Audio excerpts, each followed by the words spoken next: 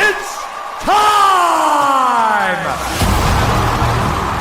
And now, introducing your host, fighting out of Las Vegas, Nevada, by way of Boston, Massachusetts, presenting live, the Bostonian versus the Book. Follow the show on Twitter at Boston versus the Book. Here he is, Matt Harbaugh! Enjoy the show, enjoy the show, enjoy the show, enjoy the show.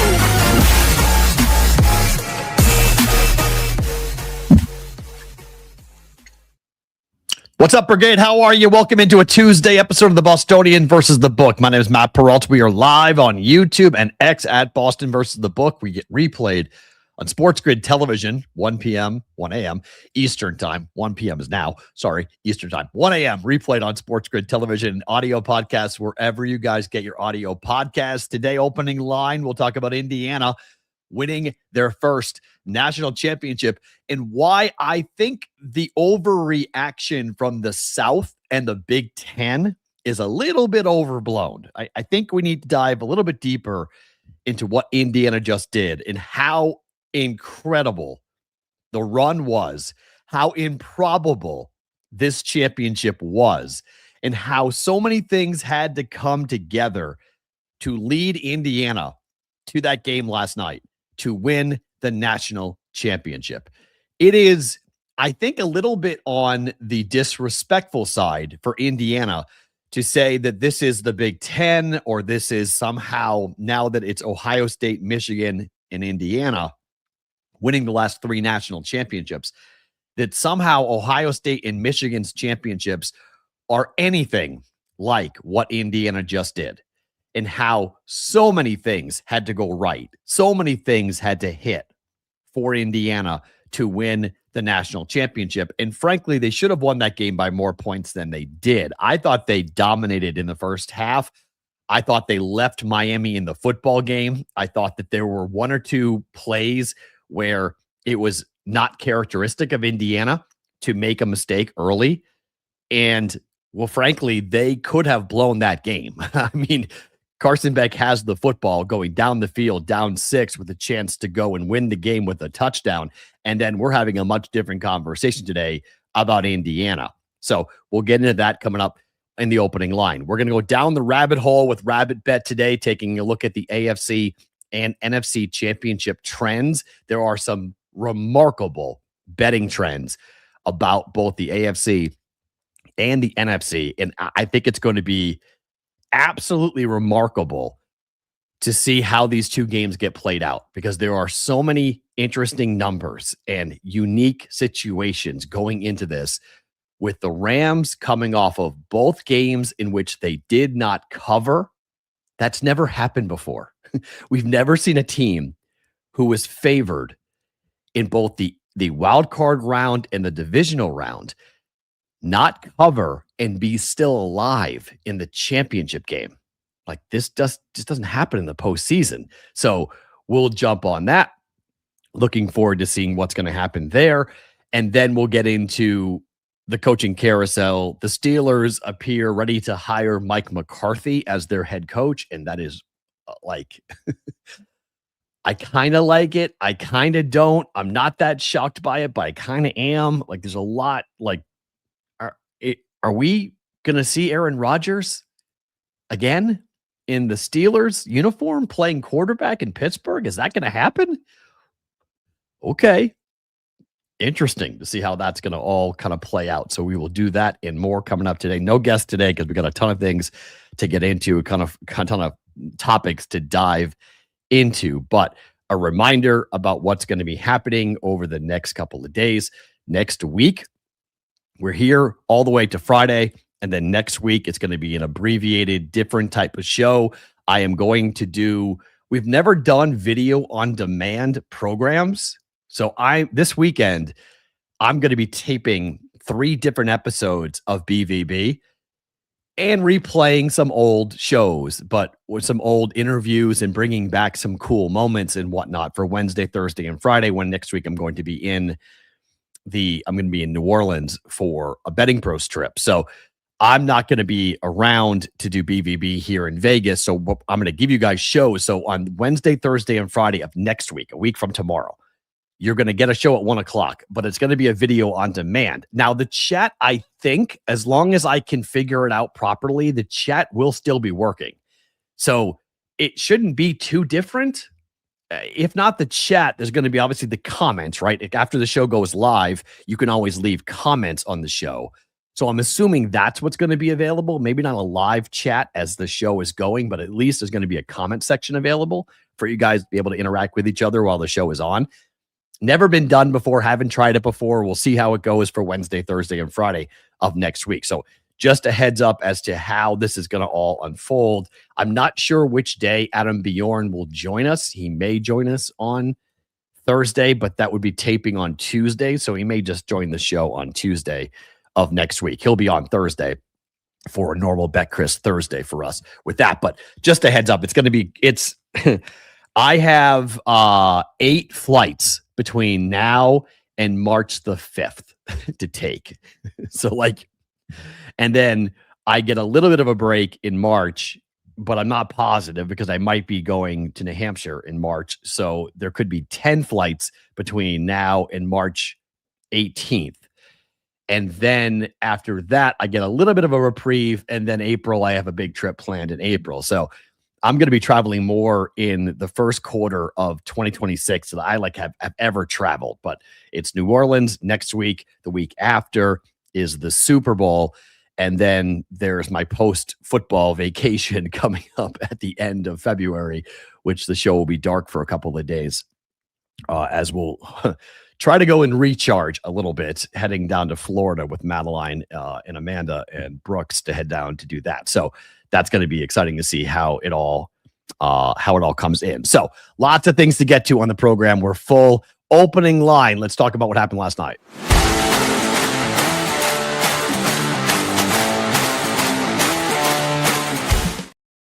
All right, kind of a combination opening line and what happened last night, things we normally take a look at and go back and go through. So the question is going to be, what now? Indiana proved that it is possible to, in just 2 quick seasons, turn it around and go from a laughingstock to a national champion. It is right now the number one story in sports. Indiana football. Curt Cignetti. Fernando Mendoza, Heisman Trophy winning quarterback.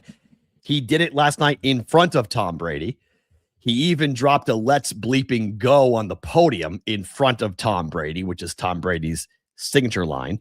Mendoza has said publicly multiple times that Tom Brady is his idol, and a chance to go and play for Tom Brady would be remarkable. Mark Davis, the owner of the Raiders, also was there to scout Mendoza, and he did nothing to diminish, in my opinion, my initial thought for the Raiders as to they should be trading the pick. I am not taking Mendoza first overall. They're going to, because that's what happens in the NFL. You have to. But the Raiders have so many problems. They run a very basic RPO offense at Indiana. It is filled up with awesome offensive linemen, incredibly talented running backs, and very good wide receivers. And Mendoza throws a very good ball. I mean, he is a very good quarterback. He is sneaky athletic, as we saw in that 4th and 5 run, in which that will probably be the memorable moment of the game, the touchdown run for Mendoza. I love the kid. I'm not trying to knock him, and I think he actually could be a really good pro in the right system. with the right offensive line and the right offensive coordinator and the right running backs, I think Mendoza could be a very good pro. I just don't think the Raiders are anywhere near good enough to draft a quarterback. Their offensive line was the single worst offensive line in the NFL, and some have said it's the worst they've ever seen. You look at the numbers, there were two, if you go by PFF numbers, there were two offensive linemen on the Raiders line this year who were number 1 and number 2 in sacks given up in the NFL. That's how bad how bad that line was for Geno Smith. And so you have a running back, obviously a very talented running back in Ashton Genty, and a very good tight end in Brock Bowers, but that's it. The Raiders don't have anything else. The entire line has to be replaced. The entire receiving core needs to be replaced. And you've got a running back and a tight end. So you're going to draft a quarterback first overall. You're going to put him out there to the wolves, and he's going to be devoured. I would go and trade the pick and then go draft Trinidad Chambliss from Ole Miss at like 30th or 31st. I would try to trade back up into the first round and get him as a developmental first round pick, get a quarterback off the scrap heap, and go ahead and try to rebuild the team with getting multiple picks for somebody who wants to come up to get Mendoza. That's what I would do. The Raiders aren't going to do that. They're going to take him, and they're going to hope that they can build on the fly. And that's very similar to what Indiana just did. They built on the fly. Curt Cignetti, I mean, it's ridiculous. The guy lost 2 games in 2 years. He's now one of 4 active coaches in college football with a national title under his belt, and he's going to make over $12 million a year next year at Indiana. At Indiana, which is unbelievable to me. Like, just you stop and go, wow, that's a lot of money for a coach of football, not basketball, at Indiana. Because, well, they're a football school now. They've won the national championship in college football. But if you look at the roster, and I was doing some digging tonight on this, I love the fact that we decided the championship on the field. We didn't decide it in a boardroom. It wasn't pre-selected by someone's brand name or what has happened in the previous years, that we actually had a tournament. We found out who the best teams were based upon what they did on the field. That is the nature of sport, right? On any given day, anybody can beat anybody. David can beat Goliath, and then David's got to go do it multiple times. And Indiana proved that they were not actually David. They were a Goliath. We just didn't see it coming because of the name on the front of the jersey. There were over 25 players on that roster last night who were either seniors or super seniors in the last year of their eligibility. They came from JMU, where they learned how to win under Cignetti. They came from a little engine that could program that got used to winning. And then they went from JMU to Indiana, and they spent 2 years in the Big Ten, and they realized that the margins from the games when they were wearing a JMU uniform to an Indiana uniform were not that different. They learned that they had a coach they could believe in and a scheme that was able to keep them in most games. And then they got talent, then they got more NAL money, and they were able to keep players or add players. Mendoza developed into a tremendous quarterback and a weapon that not many people saw coming, not from a Heisman Trophy standpoint, and not a number 1 pick overall in the draft. But this is a really weak draft for quarterbacks because it was a really weak year for quarterbacks in college football. Like, look at the landscape of college football, and all of this moving around has to stop. And I think it's going to stop. I think you're going to see kids who are going to stick. I think kids are going to start to take the NIL money and realize, hey, wait a minute. I can't just bounce around and go to the highest bidder. I got to go to the best place for me. And I think the market is going to sift itself out. And I do think we're going to see less movement.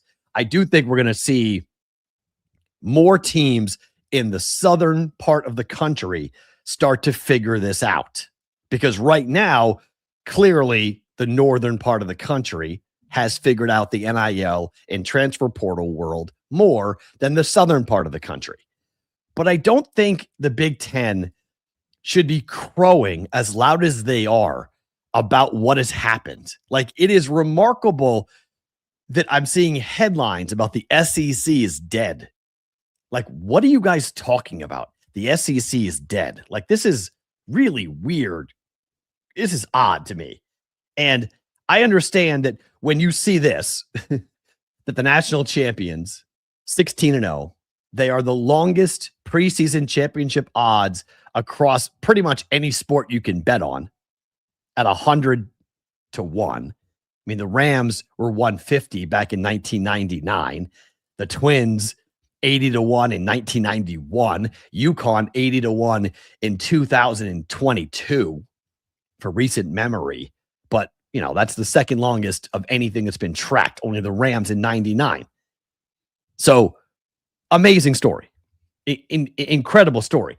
But this idea that, like, the Big Ten has taken over. Sorry, SEC. The Big Ten has taken college football's top spot. Look at, and, you know, Ross Dillinger's tweet's pretty funny. The last 3 national championships have all come from that 300-mile radius in the country. Michigan, Ann Arbor, Columbus, Ohio, and Bloomington in Indiana. And I get it. This feels to me very similar to what happened in the political space, where you get like a blue wave and then you get this like red return, or you get a red rush and then you get a blue, and then, you know, like the blue wave happens and then the red takeover comes back. Like, it goes in cycles in life, right? And this is how it feels with the Big Ten and the SEC, that there's a run here. And so the Big Ten are going to stand up and crow because the SEC is dominated for the better part of 20 years. And so now this is the Big Ten's turn to be like, we are here. Let me just point out what's going on with the argument about how many teams are going to be in the national championship tournament, how many in the college football playoff. The Big Ten keeps on floating these stupid ideas. They want 24 teams in. That's their latest theory. We got to figure this out before the end of next year, right? We have 1 year left of the 12-team bracket, and then we don't have anything after that. So we got to figure this out. The SEC is saying, okay, well, if you're going to be like that, and you're going to be so chaotic and crazy that you want 24, we're just not playing. And then what are you going to do?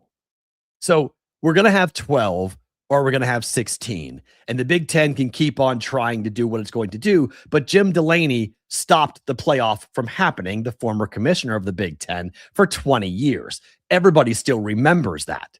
No one is forgetting what the Big Ten did and the problem the Big Ten had. So now all of a sudden in the playoff world, they now like it because they're winning. And they're like, ooh, let's get more of our teams in. And it's not really logical. Like, we don't need 24 teams in the playoffs. Heck, we don't need 16, to be quite honest. I think 12 is being proven to be a decent number. Just make sure there's 5 auto bids and then 7 at large, and I'm good. Or have 16 teams, because I don't really like the bye. I think 4 teams getting a bye is a bit unfair. So I would rather have it be 16, 1v16, and so on, and go play, and everybody plays. And I'm cool with playing 2 rounds on college campuses. I think the college campus games are awesome. Amazing atmospheres. Give me more of that. So the Big Ten really doesn't have much power, right? Long story short, the Big Ten can pound its chest all it wants on this, but still the power center of football is still in the Southern Conference. It's still there in the Southeastern Conference. So as we go through this, will Indiana repeat? No. Okay, that's not happening. Indiana's not repeating. Why? I just told you. They had 25 or more. Really, I think it was 28 was the number of seniors or super seniors, guys who are in the last year of eligibility. That's an entirely new team, and including an entirely new quarterback for Indiana. But Curt Cignetti wins. He's not going anywhere. Okay, he's a very good coach. They're going to be in the mix.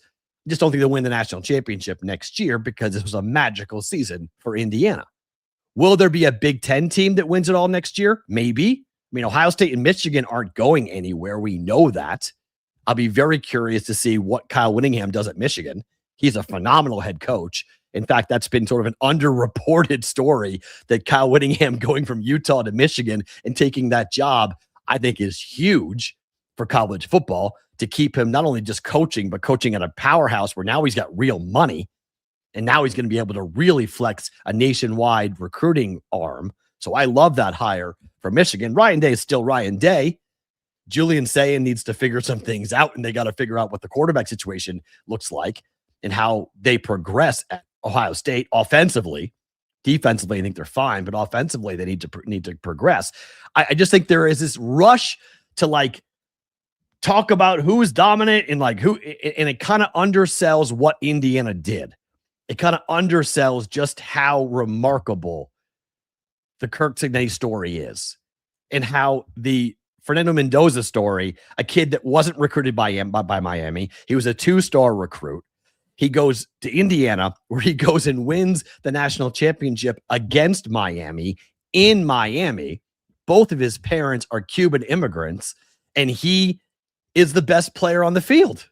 Like, that story, we should not undersell what Indiana football was this year, Mendoza, what he is as a person and as a college athlete. He should be in the College Football Hall of Fame for this past season. Cignetti, after 2 years in Indiana, is probably in the College Football Hall of Fame because of what he just did.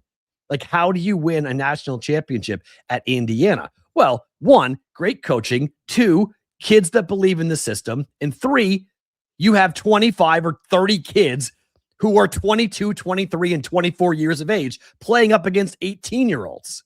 Like, that's a recipe for success in college football. What that does for me, is that it makes me realize that, well, kids aren't going to leave college football as quickly ever again. As long as we leave this NIL world up, kids will go to the pros because they want to deal with college and they want to go and make real money. And yes, I'm not saying that making $4, $5, $6, $8 million a year is not real money, but the marketing opportunities when you're in a college town versus when you're in New York, Los Angeles, when you're in a major market, Chicago, like you have just a gigantic platform. And college kids have a platform, but it's not nearly as big as when you're an NFL player. Ask Bo Nix, okay? So Bo Nix was a superstar at Auburn, family legacy, had all sorts of people clamoring for him, but nobody knew who Bo Nix was. He goes to Oregon. He plays a year in Oregon, puts up big numbers. Yes, he's making decent money. Yes, people are talking about him NIL world. He goes to Denver, becomes a starting quarterback for Denver, and Bo Nix is a household name. So that's why kids are going to leave and they're going to go and become players in the NFL just because the platform is much bigger.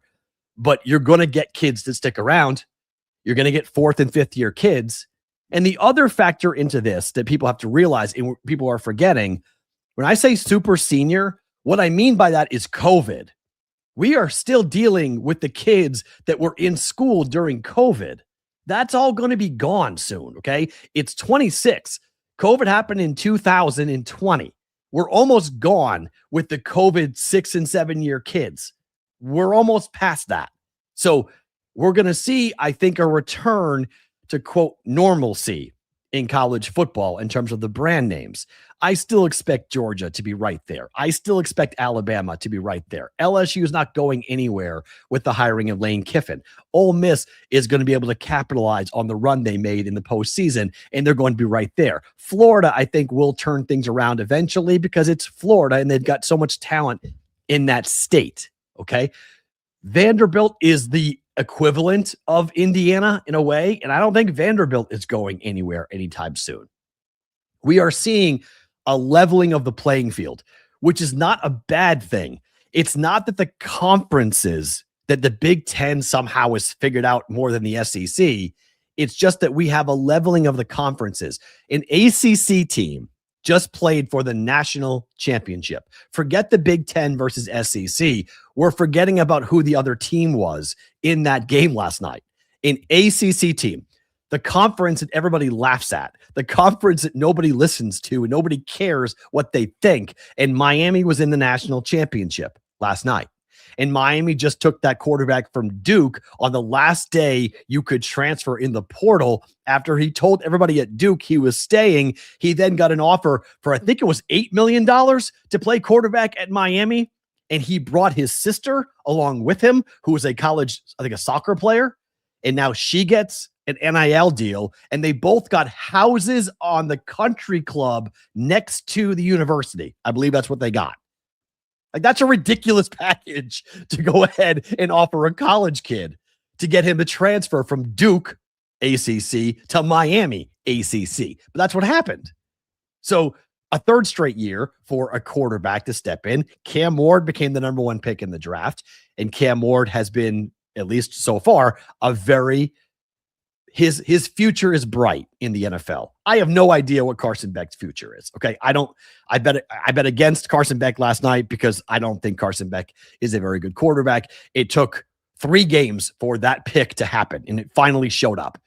Miami did a great job of protecting themselves from the Carson Beck mistake, not allowing him or not forcing him into that position where he had to make the read and he had to make the play, the crucial throw to win a football game. He didn't have to do that. Not against Texas A&M. He didn't have to do that against other teams, and he had to do that last night against Indiana, and the result was the game-ending interception. What does his future look like? I don't think much. He'll probably be a clipboard holder for a couple of years in the NFL, and then he'll be gone. That's just, it's a decent life and decent living if you can get it. But that's what it was always the issue for Miami, was that Carson Beck he wasn't Mendoza. He wasn't a Heisman Trophy level candidate, a Heisman Trophy quality type of quarterback. If he was, Miami probably wins that game last night. And so that was the one glaring weakness for Miami. Mario Cristobal is a really good coach, and he's a smash mouth guy. Had a hard time accepting that loss last night, like anybody else would. But I just think it's very interesting to see how quickly we go and start comparing, the Big Ten's now taking it over. Okay, dig a little deeper into what Indiana did. Okay, it is a perfect storm. Everything aligned. Everything was perfect. Okay, Indiana's not back in this spot next year. I don't even know if Indiana's in the playoffs next year. But right now, it doesn't matter because everything worked out great. I just don't take that Indiana championship. I don't think it says anything about the Big Ten. I don't think it says anything about the SEC for that matter. I don't think it says anything except that Curt Cignetti is an unbelievable football coach and Mendoza is an unbelievable quarterback in college. And the two of them together, like Tim Tebow and Urban Meyer, when you get two coaches, when you get a coach and quarterback together, you can do dominant things. It's unfortunate that Mendoza's not going to be there next year, because if Mendoza was part of Indiana next year, I would change my tune. I would say, hold on. Okay, let's see what happens. But that's a special talent in college. It's a special person. And Mendoza to the pros, we'll see what it turns out to. But he needs a very specific type of offense to be run, and I just don't think the Raiders are going to be a good match. I would trade it. That's not going to happen. The Raiders are going to take Mendoza number 1 overall. There were other things that happened last night.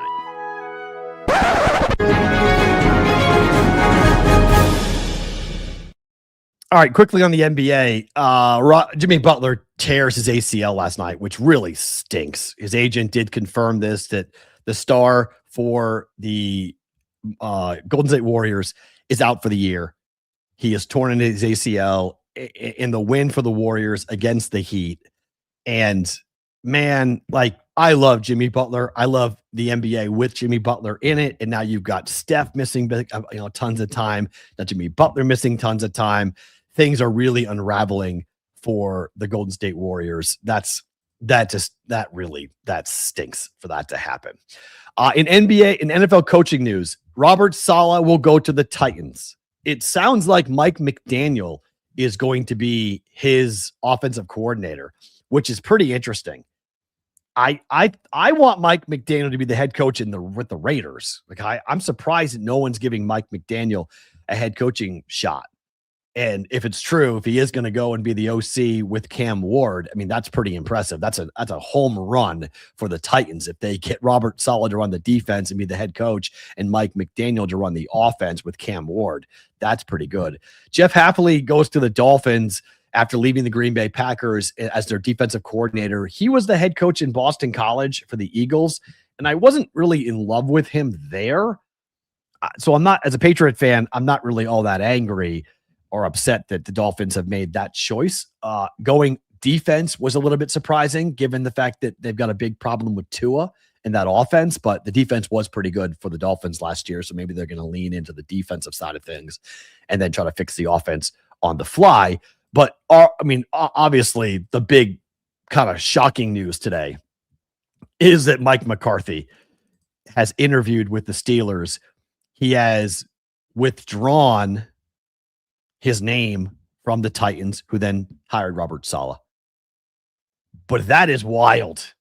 Like, are we getting Aaron Rodgers to come back to the Pittsburgh Steelers?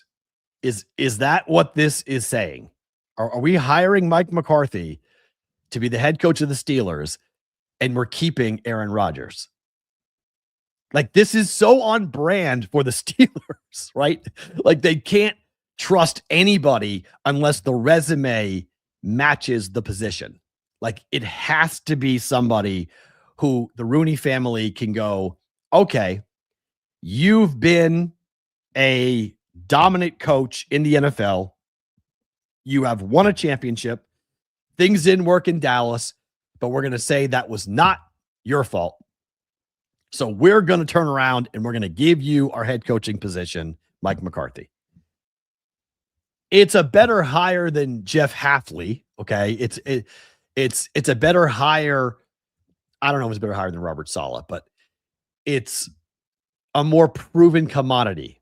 You know, there's John Harbaugh, proven commodity, and then that's it. Okay. And then that's it. So you have Mike McCarthy as the head coach in Pittsburgh, and he has a resume. There really isn't anybody else out there that has the resume of Mike McCarthy, except it's Mike McCarthy. And I don't know. I don't know. Like, I will be stunned to see who the coordinators will be who want to work under Mike McCarthy. Like, I guess you could say the guy who takes the job as the OC or DC could come in and potentially be the coach in waiting for when McCarthy retires, and how many years does he have left? How long does he want to coach? I mean, if Mike McCarthy is getting a head coaching job, who's hiring Bill Belichick? Like, who's hiring Belichick? If McCarthy gets a job,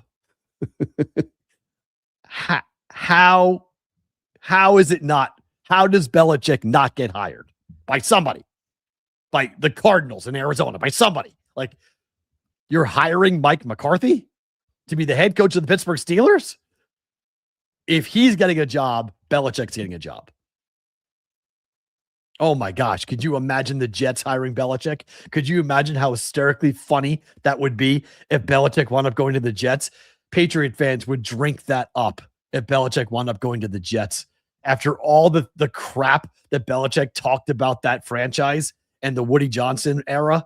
I mean, just to see Woody Johnson and Bill Belichick sitting down to talk would be insane. Now, they have a coach, obviously, in Aaron Glenn, but that would be amazing. That would be absolutely amazing. Ooh, so the train says the last 3 Steeler coaches hires have all been young assistants. It will not be different this time. So you don't buy it. So you don't think that this report from Tom Pelissero is accurate? Because it sure sounds like he's going to Pittsburgh. I mean, he's interviewing tomorrow with the Steelers, and he's a strong candidate. He withdrew from all other inquiries to focus on Pittsburgh. Why would he do that unless he felt like he was going to get the job?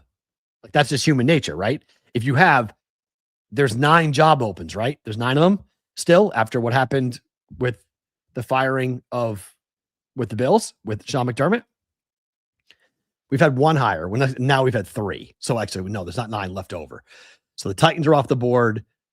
The Dolphins are off the board. The Giants are off the board. So we have 6. There's 6 openings in the NFL. If you're Mike McCarthy and you want to coach next year, why would you take your name out of the running for the other 5 jobs? That wouldn't make any sense, right? So you've got Cleveland, you've got the Raiders, you've got Arizona, Pittsburgh, you have the Ravens, and who am I missing? The Browns. They're your 6 openings. So if you're Mike McCarthy, wouldn't you want to at least interview for those spots, for those jobs. So I don't know. It sounds like, the Bills. So there's 7, right? Thank you. So I forgot about the Bills. So there's 7. There's 7 job openings. And the best, if you rank the jobs right now, right, that are open, the Ravens are 1, unless the Ravens trade Lamar Jackson to the Raiders, which is the rumor. The Raiders would trade the number 1 pick for Lamar Jackson, which I would do in a blink of an eye. Like, I'm not even, do you want, yes. Like, I would not even let them get the full sentence out before I'd say yes for Lamar Jackson. If the Ravens want a complete overhaul of their entire franchise, put Lamar Jackson with the Raiders 100%, and say, Mendoza, thank you, love you, bye. So the Ravens job, I think, is better than the Bills job, except if you're getting rid of Lamar. So then the Bills job becomes the number 1 job that's open. And who's getting the Bills job? Because doesn't it feel like the Bills fired Sean McDermott without a plan? Like, it feels very emotional, right? They promoted Bean up to president, and they didn't fire him because of the receiving core that they made Josh Allen played with. He had to go out there and throw to guys who, aren't on the caliber level of what the Bills should have been surrounding Josh Allen with. And you have a great quarterback and a great running back, but offensive line wise, make some adjustments. You need receivers clearly to help out with the Buffalo Bills. So then, like, what would you do if you're the Bills? Like, who are you hiring? Who's out there? Belichick? Who are you hiring to be the next head coach of the Buffalo Bills? It's very weird to me. I'm not saying that the firing of McDermott wasn't justified. I think it was. After 9 years and moving into a new stadium next year, you need a lot of buzz. You need the fans super excited to pay the prices they're going to pay at the new stadium. You got to make sure that they feel like it's worth it. And with McDermott, 3 straight losses in the playoffs in horrific fashion by 3 points in all 3 years, just brutal, right? So you need something new. After 9 years, it was time. So I'm not angry with the McDermott firing. I am curious who gets the job, because it doesn't feel like they've got some type of plan as to who they're going to hire. Like, they're going to interview, they're going to go through the process, they're going to see who the right guy is.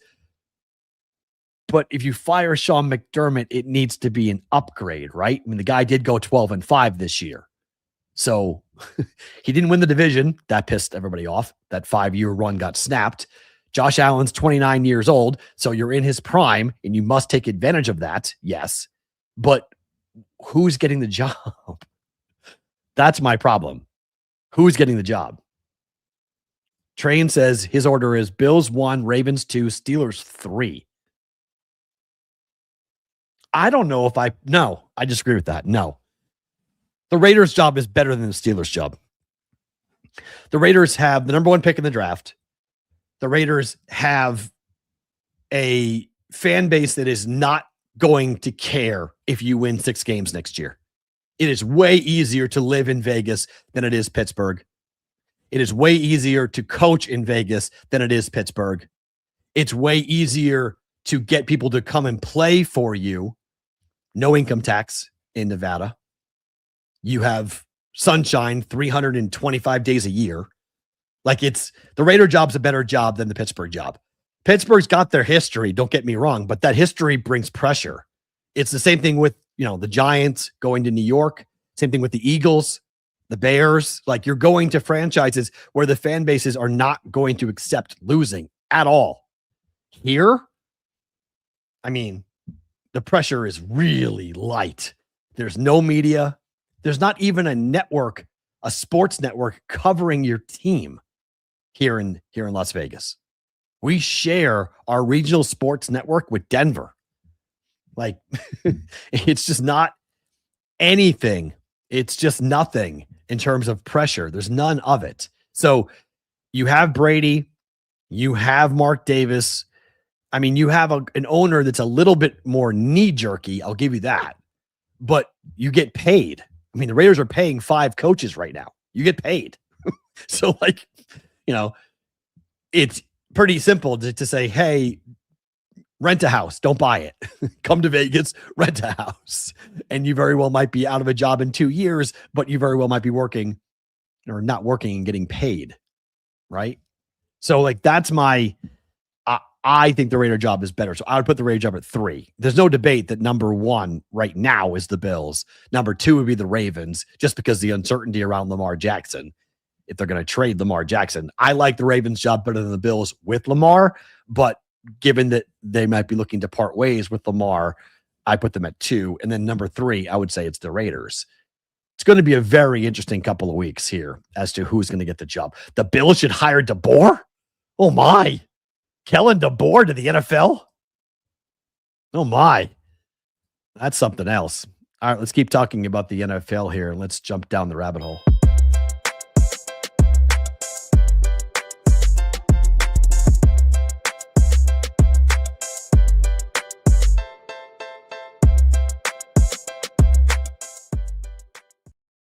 All right, it's time to go down the rabbit hole with our friends at Rabbet. It's Rabbet, as we say it fast, Rabbet. If you guys weren't with us yesterday, you didn't hear about these guys, but there is now a code. You were asking about that yesterday, saying, Matt, is there a code? There is a code. You will get 5 Rabbet cash if you use the code Rabbet5 at sign up when you download. If you did it yesterday, they are efforting to fix it. That's for new customers right now, where they're trying to fix it, where if you got it yesterday, that you would be eligible for that. So stay tuned for that. No house, no juice. Traditional sports books set lines, so they always win. On Rabbet, there is no house. The average vig at the house charges about 10% at minus 110.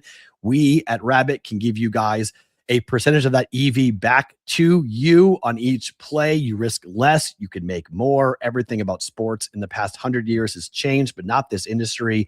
It has that built-in edge as to what happens with traditional sports books. That is not what happens at Rabbet. It is the first true peer-to-peer sports picking marketplace.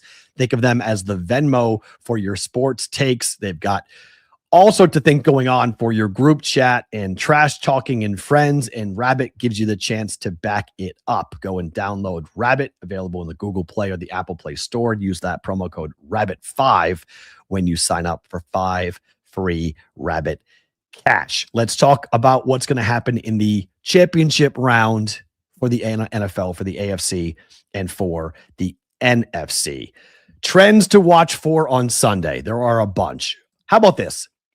Home dogs of 4 points or more over the last 50 years are now 10-0 after what happened last weekend. It was 9-0 before the Bears covered against the Rams.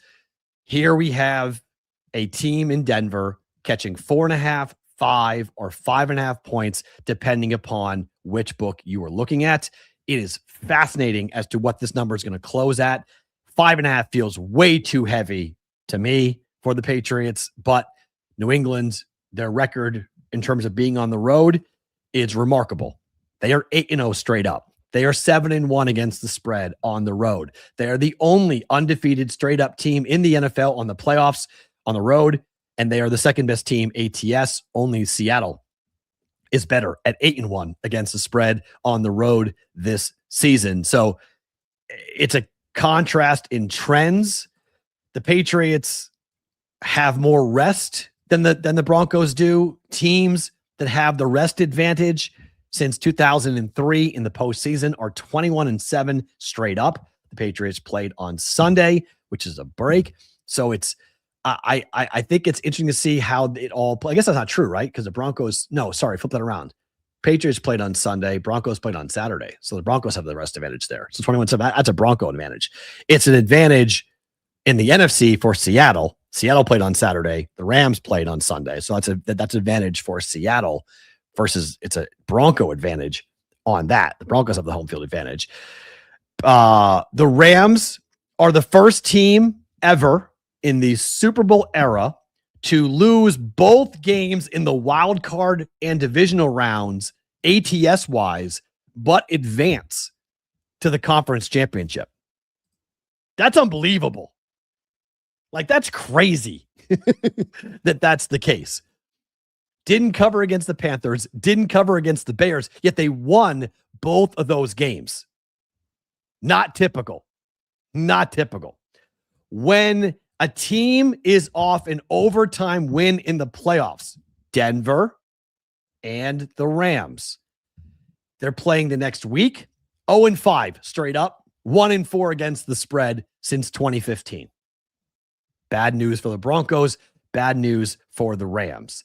Mike Vrabel as a road favorite is a killer, and I mean a killer. Vrabel's 8-0 straight up as a road favorite, winning by an average of 17.4 points per game. Over the last 16 games, the Patriots are 15-0-1 for a first half money line, winning those halves by an average of 9.5 points. So expect the Patriots to get off to a very fast start here in the first half against Denver. Patriots money line in the first half would be a pretty good bet. When the third road game in a row happens in the playoffs, like it will for the Rams, those teams in the playoffs who have played 3 straight road games are 12-30 straight up, including 9-28 straight up as an underdog. That's a 24% win percentage for a team who is on the road for the third consecutive game. There's a lot of bad numbers for the Rams here going up against Seattle. And I know people who like the Rams. I don't. I like Seattle. And I'm surprised. I am watching this number to see if the number touches 3. Because I do think if it goes to 3, the professional money will take it with the Rams pretty heavily. Because they're going to go back to the first meeting in which Sam Darnold played so poorly. He threw 4 picks in that game, but there was a kick at the end with a chance to win it for Seattle. Even with Darnold playing awful, they could have won both games. In the first game, not great, lost it. Second game, did what he does. I like Mike McDonald a lot more on the road than I do at home, but 10 straight playoff wins for the Seattle Seahawks at home, and the 12th man made its presence early and often in the game against the 49ers. Opening kickoff game was over. Now, I don't think that's going to happen with the Rams. The Rams offense is much better because of who is playing for LA versus who was playing for the 49ers. You have a much healthier team showing up. And look, Matthew Stafford, not in weather. You have to respect what this team is capable of doing with Puka Nacua and Devontae Adams. So this is not going to be Chicago weather. This is going to be outdoors, but much more workable for the LA Rams. Can they run the football? I don't think so. That's the key to the game to me. If the Rams can run the football, I think the Rams can win the game. The Zach Charbonnet ACL injury, I think, is being a little bit downplayed, and it should not be. And it's why I like the under in the game a lot.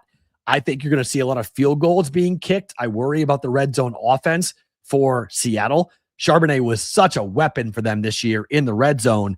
He vultured so many touchdowns from Kenneth Walker that I think not having him and not having the yin and the yang there is a huge loss for this offense, and one that I don't think is being talked about nearly as much for the Seattle Seahawks.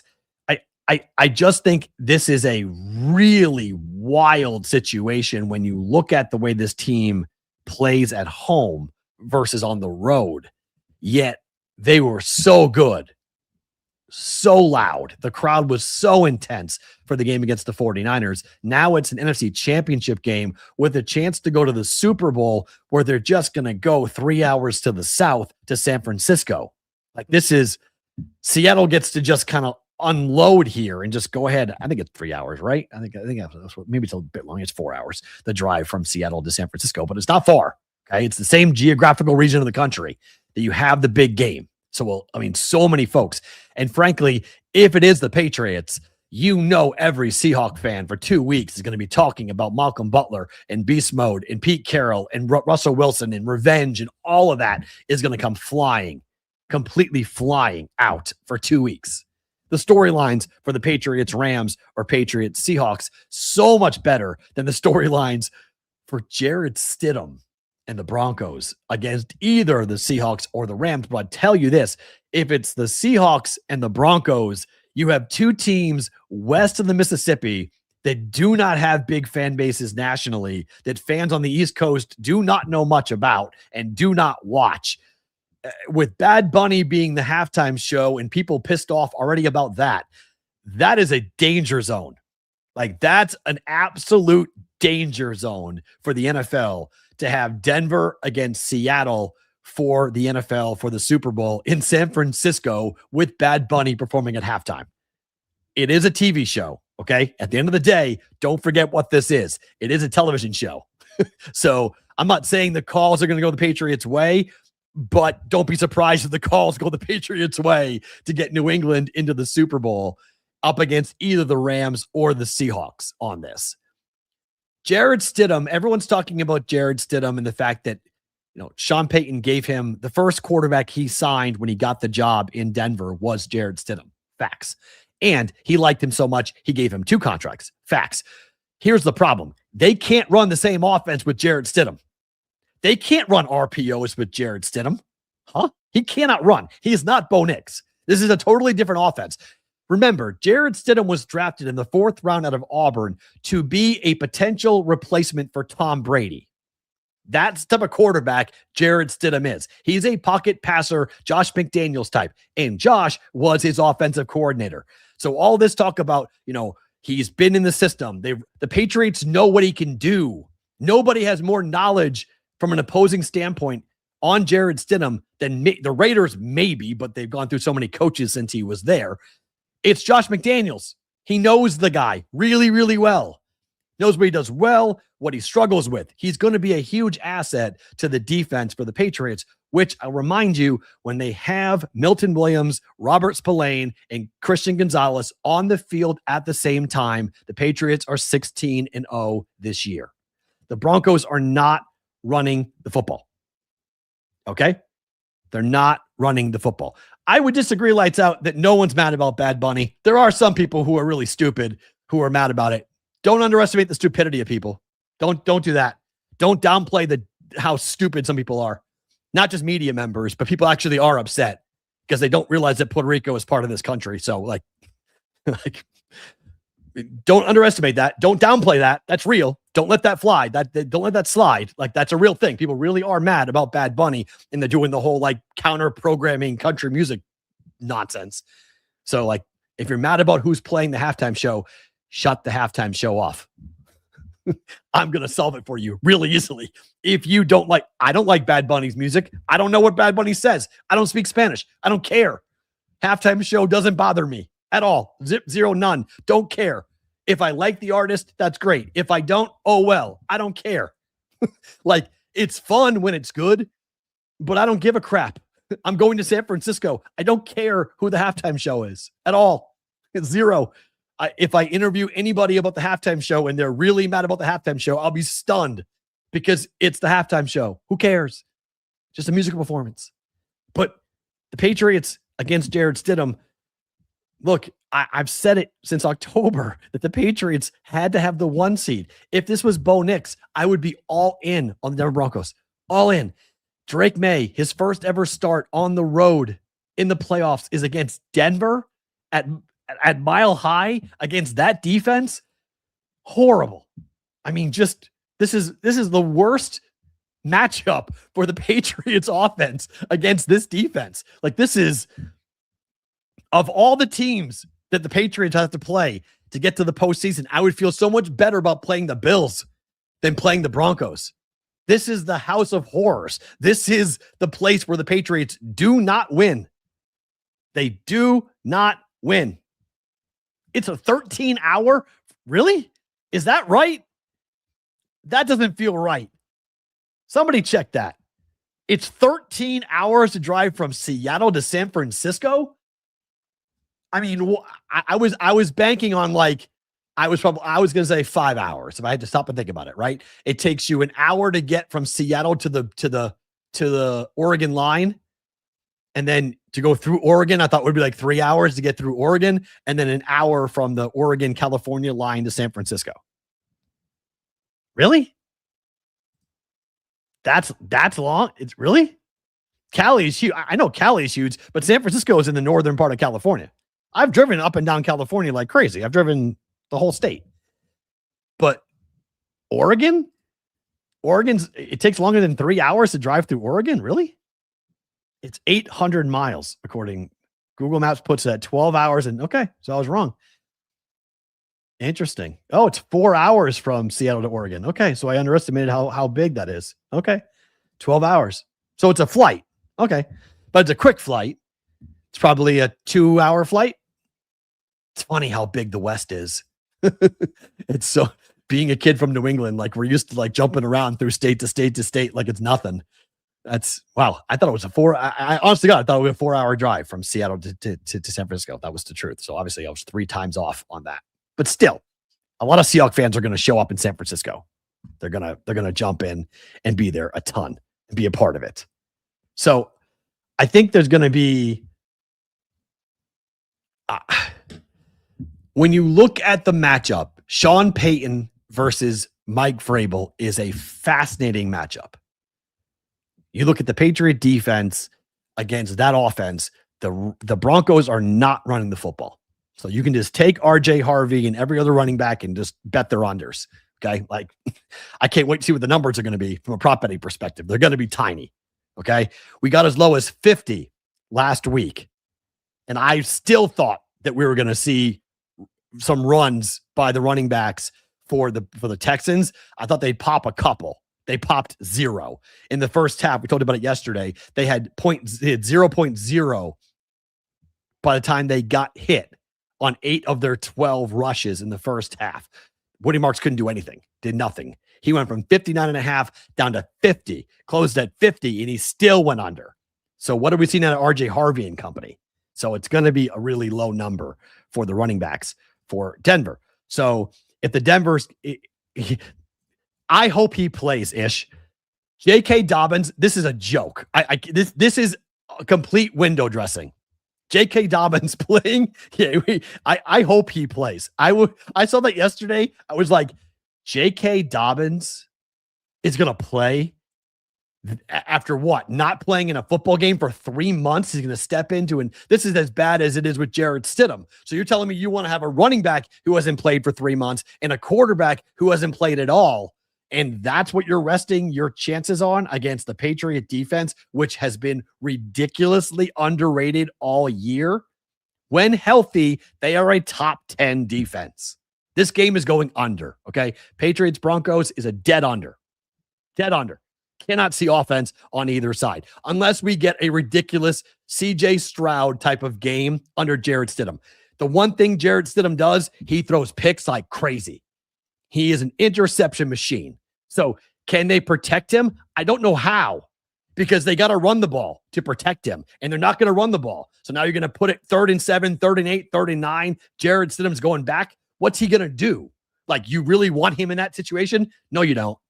So that's where he gets picked off. So my one worry about it is that the Patriots go and blow out the Broncos because they turn the ball over 4 times and they score touchdowns this time, except, instead of kicking field goals like they did against Texans, they actually, blow out the Broncos.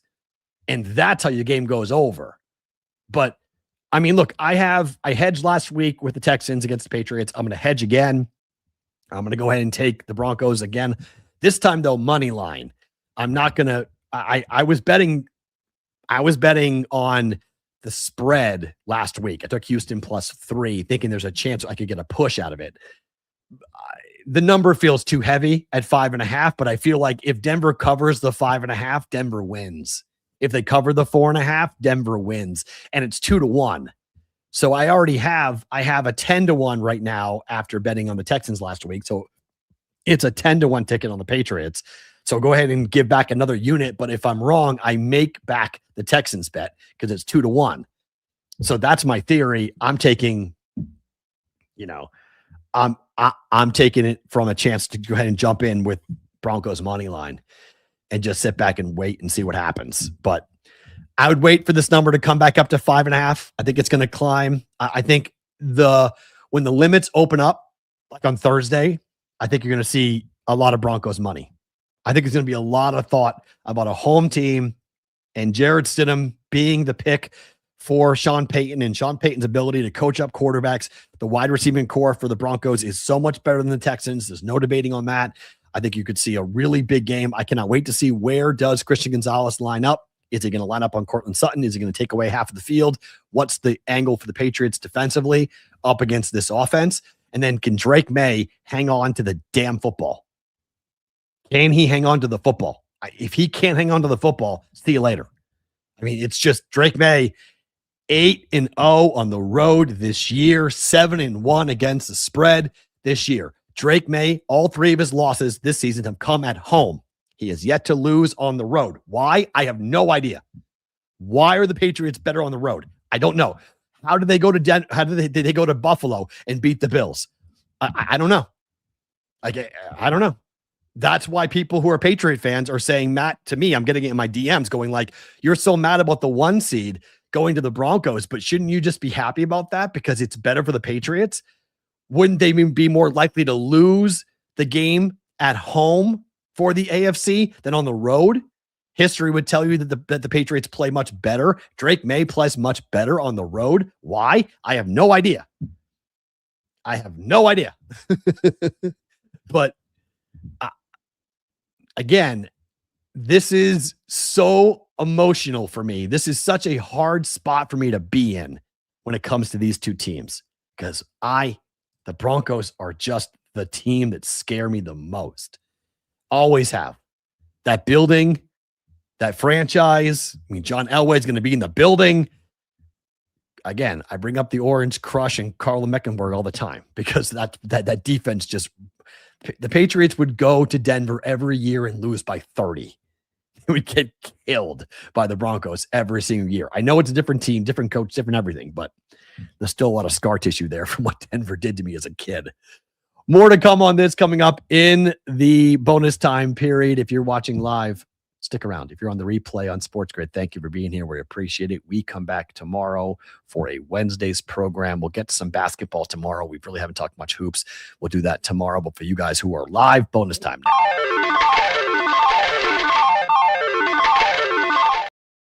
All right, let's get into some picks for tonight.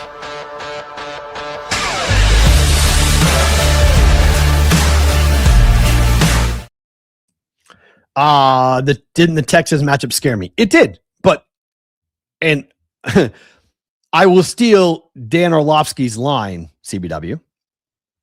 31 other quarterbacks would have beaten the Patriots that day. The one quarterback, the reason why the Patriots won that game was because of CJ Stroud. That is why they won. CJ Stroud in his 4 picks in the first half and the pick 6 he threw and just the embarrassing performance, the career-ending performance in a lot of ways. Like we saw CJ Stroud's career basically end on Sunday. Like that was it. See you later. So, yeah, it did. But I don't think anybody could have predicted what CJ Stroud was going to do in that game. I don't think anybody thought he was going to play like that. Even without the weapons, even without, with the injury to Dalton Schultz that happened during the game, I don't think anybody thought that was going to be the performance from CJ Stroud. Yes, this is true. He would have had a higher passer rating if he had simply taken the ball from center and pounded the ball into the ground on every throw. He would have had a higher passer rating. That is true. That is facts. That's how bad it was for CJ Stroud. Let's talk some basketball. I'm taking the Spurs tonight. This number has climbed at some books all the way up to 4.5. I took 3.5 last night for the Daily Juice, but I'm taking it for the Spurs here against Houston. And the Rockets have been ice cold against the spread. They're 2-8 over their last 10 games, ATS wise. The Spurs, they get up for these games. Houston does too, but I think San Antonio with Wembanyama, I'm more comfortable going in and backing them and taking them, much like I did yesterday with the Celtics on the road. Boston lost the game by 1, but they covered the 3 points pretty easily. They had a shot at the end of the game to win the game by Jaylen Brown. Unfortunately, he missed that shot, but that's just basketball. I mean, as Joe Mazzulla said after the game, he would take that 100 times out of 100 for Jaylen Brown getting a clean look at basically a 12-foot jump shot to win the game, and he missed it. So I'm taking the Spurs. 4.5. San Antonio on the road against Houston tonight. Give me Wemby against Houston. College. Iowa State has lost 2 games in a row. Iowa State is coming home to take on a team in Central Florida that 14-point dogs. Now, Central Florida on the road versus at home, different team. but Johnny Dawkins has done a good job in the transfer portal world. They beat Kansas at home. Okay. And now they beat Cincinnati at home, the same Cincinnati team that Iowa State just lost to on the road. So I get it. You might go, well, wait a minute, Matt, those games are at home for UCF. Now they're on the road at Hilton with Hilton Magic in full throat tonight because the team has lost back-to-back games. They went from the second-ranked team in the country to the ninth-ranked team in the country. But 14 points? 14 points. What? Whoa. This is heavy. I don't like this. This is too heavy. No, thank you. Give me the points. UCF, I think Iowa State wins, but I'll take the 14 points with UCF here. Central Florida plus 14.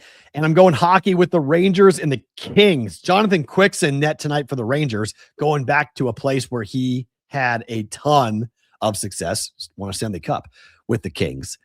End of his career, but it's 5.5 now. I got 6 last night. I think you can still play the under 5.5. The Kings have been an absolute dead under team over their last dead under team over the last 5 games. And at home, they are a complete under team. I believe they're 16-6 to the under this year at home. So Kings are an under team. I expect the Rangers, who do give up goals like crazy. Okay. I'll give that to you. But I think against the Kings, they play it tight. They don't give up many goals. I don't mind the under 1.5 goals in the first period tonight. I don't mind that bet going on here for tonight. So we're going with that. Jumping in, Rangers, Kings, under 6 here tonight in hockey. So we're going Spurs plus 4.5, Central Florida plus 14, and the Rangers under 6 tonight here. Some of those numbers are gone. The Rangers, Kings, it's at 5.5. This number, I think, is 13, but this number was climbing. I got 3.5 last night. You can take 4.5 now for the Spurs. I think that's even a better number to go ahead and jump in coming up on that here for tonight. And we'll do more basketball coming up tomorrow. We'll get into some more NBA and college basketball coming up for tomorrow. Looking forward to doing that. Any thoughts on Vanderbilt, Arkansas? Let me see. I haven't really looked at that game. Let me see. Oh, Ken Pom has it as a 1-point win for Vandy.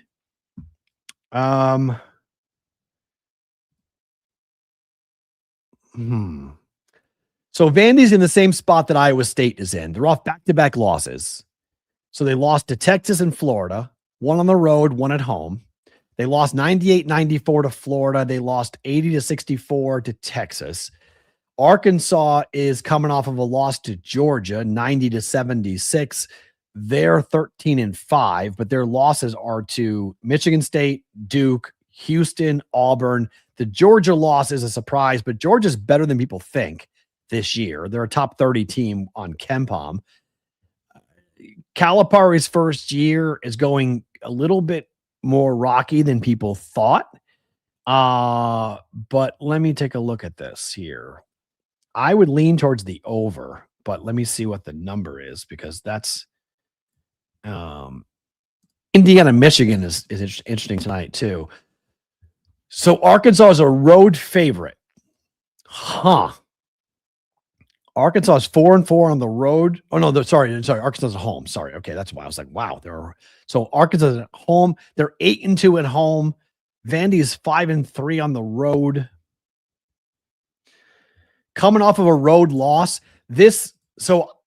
I've had a. Well, I don't know what to call it. It's not really a system, but I did this last year a lot when I got to January, and I really did it a lot in February. I looked at teams that played a conference game on the road, a good team that played a conference game on the road that lost the road game, who then came home as a small favorite the next game. And I would bet on the team to have a bounce back after losing on the road to come back at home cooking, small number, they'd get a win. So I would say take Arkansas. I would lay the 1.5 with Arkansas tonight against Vandy. That's a hell of a basketball game. Indiana is catching 16.5 at Michigan tonight. If you want to ride the national championship buzz, or if you want to fade a team that might be hungover from partying from their team winning the national championship, you can lay the 16.5 with Michigan. They're the top ranked team in the country, and by most people's opinions, are the best team in the country. KenPom has that as they have it as a 15-point win. No, sorry. Yeah, 15-point win. So maybe some value there on Indiana plus 16.5, according to KenPom. But I mean, Michigan's been killing everybody. They won by 10 over Oregon, 10 over Washington. They did lose to Wisconsin on that buzzer beater, their only loss of the season so far. Beat Penn State by 2, USC by 30, McNeese by 40, beat LaSalle by 52. They beat Maryland by, by 20. They beat Nova by 28. So Dusty May's team's pretty good. What's the number for Michigan national championship? Let's see. National championship for Michigan. I've not looked at the futures market at all for national championship yet. 4-1 on Michigan. Arizona 5.5-1. Purdue is 12-1. Houston 12-1. Duke is 12-1. Florida 14-1. I still think there's value in Florida. Going into the season, I liked Florida a lot. I really thought Florida was going to do something special this year. I really liked Todd Golden's team a lot. They've bounced back after that loss to Missouri. They lost to UConn. They won 4 straight. They lost to Missouri, and they beat Georgia, Tennessee, Oklahoma, and Vandy. That's pretty good. I'm looking forward to their game against LSU tonight. That's a 9-point win, according to KenPom. But then they get later in the season. It's fun. They're going to play Alabama,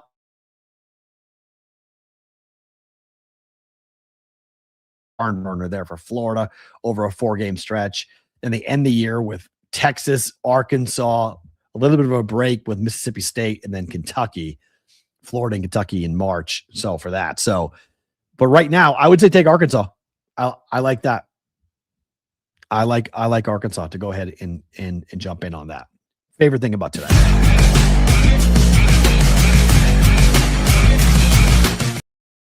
Favorite thing about today, I really appreciate when I get notes from new sponsors that jump on for the first time and they send me a note to say how excited they are about the overall response they received from you guys.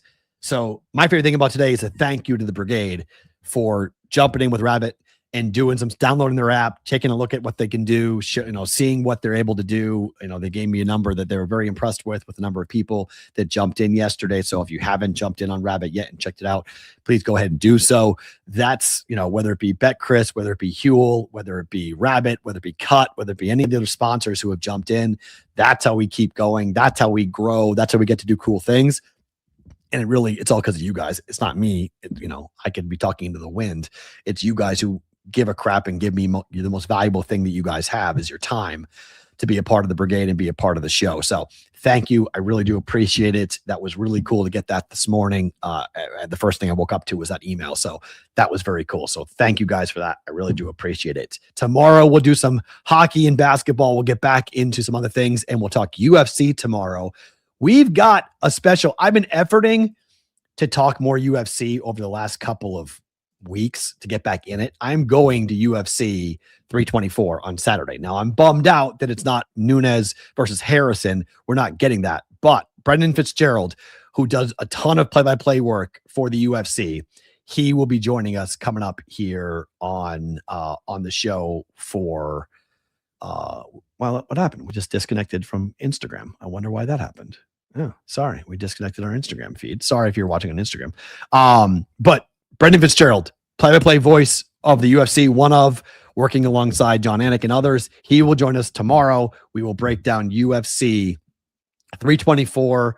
We'll talk about Paddy Pimblett a bit. We'll talk about the whole card in its all likelihood. We'll break it down. So we have not talked UFC fighting in about 2 months. We will do that coming up tomorrow. They have not replace that fight. I don't think they're going to, Ish. I don't think they are going to replace the fight. Amanda's not fighting. Amanda Nunes is not fighting.